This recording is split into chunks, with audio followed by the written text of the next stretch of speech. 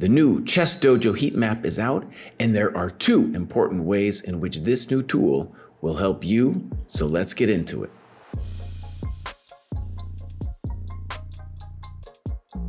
Now, the first thing I want to do is take a look at myself. And something I've noticed, and I've seen it in the grad shows as well. Every week I do a grad show, 2 grad shows, celebrating the people who move from one cohort to the next. That means they went from, say, 1,300 to 1,400 to 1,400, 1,500. It's a huge achievement. And so I get to observe these people every week. Now, what am I saying? When I look at myself, what I see is, first of all, that the first version of the heat map, which just said, did you do something or not, right? Started in around early October, and from that point, it's got into my head. And I've been religiously doing something every day. It's very important. Other times, I wouldn't really be religious about it, and that simply would lead me to do less work, less organized work as well. So when I take a look at my heat map here, let's go back to this one. This is before the heat map. Here I listed all of the games that I played at a tournament, and I listed the opening work I did at that tournament. It was a big event this summer, right? But I wasn't doing it every day. It was only when the heat map appeared that I was like, okay, boss, we're gonna do this every day. And so what I'll show you too, and I can tell you from the grad shows, is the people who are graduating also have a heat map that often looks like this. Once the heat map started, right, the first version of the heat map, they got religious about doing work every day. And I'm going to show a couple heat maps to just show how that looks. Now, let's pop this baby out. Bam!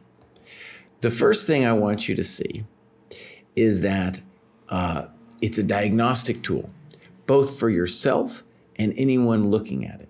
So for example, you see a lot of yellow here. And what does that mean? It means that I was analyzing the games that I had played, especially at that big tournament this summer. And I was spending a lot of time doing it. Also, you can see this is when we played an event, these 2 the cross swords, and I crammed some openings. That's the red right before. Yellow is games and analysis. And so one of the things this tells you is, oh, maybe Jesse needs to move on from games and analysis and do some of the other stuff, which I will. But of course, I want to finish these annotations that I'm doing. The other thing that's interesting is this white here. That's the non-dojo work. And that is, these ones here are the World Championship commentary. And one thing that's interesting there is I do a lot of chess work, but not all of it do I consider training. Watching these great games every morning with David Proust and Kostya, great training for me, trying to guess the move, trying to understand what's going on, fantastic. So now though, I put it in there, and because I know I'm gonna put it in there, well, I'm a little bit more intent while I'm doing it. I'm trying to turn the commentary I'm doing into my own training, right? Makes sense. If we go back here, that's me, and now I know what I need to be checking in on a lot of this other stuff that I haven't been doing. All right, let's look at a couple other people here.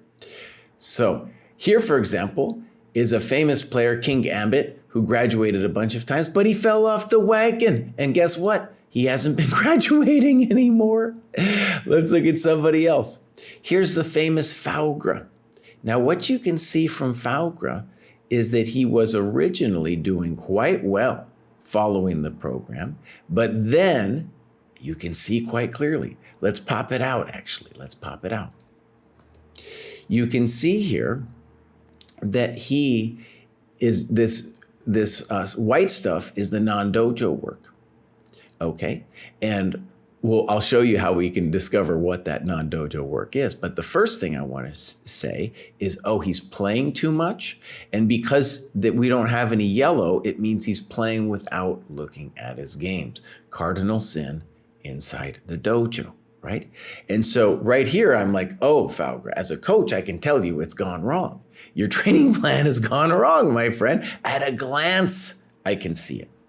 All right, let me show you something. Another cool thing we can do, this is still Faugra, is I can go to his activity And kind of the predecessor, by the way, to the heat map was this pie chart, which is still very useful in determining what a player is doing, but I can't see like what they've been doing the last couple months, right? So here we see that he's doing a lot of YouTube videos. I watch some YouTube videos, but I don't put it down in the program, and we don't count that for the program. But of course, if you want to count it, you can put it as your non-dojo time. So what we can do though is we can go down and we get a calendar view. And then if I want to really drill down on what Fauger's been doing, I can get in here, right? I can get in here on what exactly is going on. Okay, let's look at somebody else. Boom. This is Geraldo.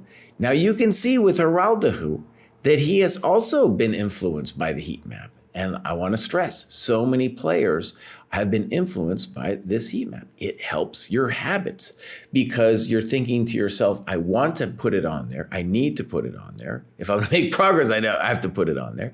And I want it to look right. Like here, for example, we're seeing, again, too many games played and not enough analysis, right? And then I think that's going to be a common problem that we see across the dojo. And then I get to yell at them. Then the grad show comes along, I take a look, and I get to do an instant diagnostic on what's going on. Let's look at somebody else. Boom. Here we have Chess Punk, and the green is tactics. So what I can see here is that he was reading some books here. That's great. That's the blue. And then he was doing loads of tactics and kind of neglecting the other parts of his game. However, what I can see here is that he has played some games, and look, lo and behold, he's doing the game's analysis, which is great. So one of the things you can also see is a lot of players will not necessarily do a bunch of stuff in one day, but they'll kind of concentrate, let's say on a book, or if they have some tactics goal that they're working toward, they'll get obsessed with that. And that's fine as long as eventually, right, we get a time breakdown, or time and score breakdown that looks reasonable, right? Games and analysis should be more, and that's what I call a macro distribution. So that looks great. So this is the kind of tools that we have at the dojo. Boom, at a glance, I can see so much of what is going on in a person's chess story as a coach, someone looking from the outside, but also as a user. I'm getting addicted to the heat map, and I very much consider that a good thing, right? If I miss a day, I'm like, oh, that was kind of bad, right? Before I was just like, I'm busy, boss, don't bother me. And I can see everything at a glance. So there it is, the new dojo heat map. We're making it better and better every day here at the dojo.